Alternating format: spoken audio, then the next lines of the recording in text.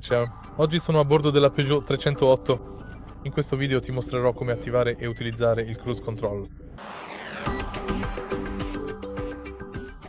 All'inizio diamo un'occhiata dietro il lato sinistro del volante. Proprio qui abbiamo questa leva. Per attivare il cruise control spingi questo pulsante verso il basso e ora il cruise control è attivo.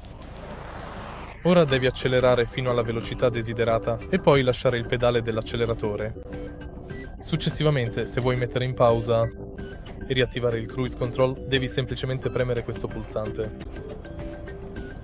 Dietro questa leva troviamo due pulsanti, set più e set meno, grazie ai quali è possibile aumentare o diminuire la velocità del limitatore di velocità, controllo automatico della velocità. Per disattivare il cruise control, impostare questo pulsante su 0.